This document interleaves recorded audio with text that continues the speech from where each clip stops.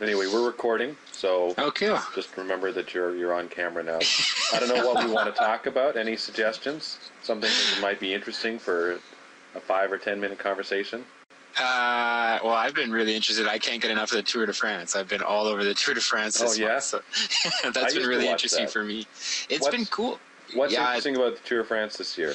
Well, this year it's been a lot of showdowns, and kind of it all came down to this last week when they were in the mountains in the Alps, and everybody was waiting for the big guys, the names these days, to make their move and to attack up the mountain. And yesterday, amazing piece of strategy. It was unbelievable. I've never seen it before. But Andy Schleck is a Belgian rider, and he was second last year, and so he's got this big rivalry with Alberto Contador, the Spanish rider who won last year.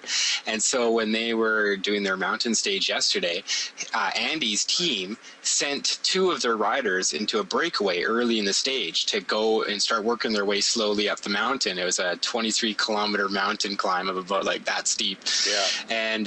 And the plan was as soon as the peloton got to the bottom of the mountain, Andy took off and was using his 2 other teammates to leapfrog up the mountain. So he would ride on his own and then get a little bit of respite by riding in the back behind the wheel of his teammate. And then he took off from that guy when he was all done and used up all his energy, and then found the next teammate. And he was able to use this leapfrog strategy to get up the mountain a lot quicker than everybody else. And so he gained about 2 minutes of time on all the other riders. And so he's in a really good position right now to possibly win the yellow jersey tomorrow, or this morning. I haven't watched this morning's stage yet. But interesting. And what do the rules say about colluding like that? Well, that's the whole design of the Tour de France. It's never won by one person alone. It's a very collaborative team kind of based sport. So you've got your 9 members on your team, and sort of each team is pushing to get one guy into the kind of the podium, the top 3 places. Right. And so everything that the whole team does is focused around helping that one leader kind of get as far up and be able to travel as far as they can without using up as much energy as they need to. So I think that's an awesome story, and I think it speaks to the power of collaboration, even in a highly competitive field, right?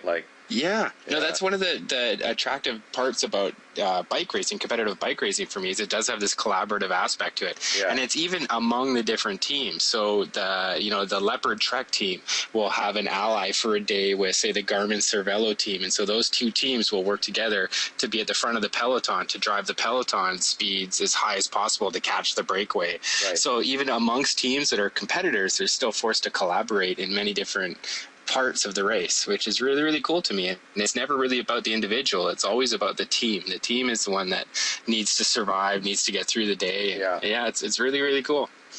What do you think, Dave? This makes me think. There was kind of a thread going that kind of jumping back and forth between sort of the John Nash game theory, and there was a little confusion between that and like using gaming to teach children. Yeah. And I think the original poster was interested in game theory, and a lot of game theory is actually talking about how competitors also need to cooperate quite a bit in order to succeed.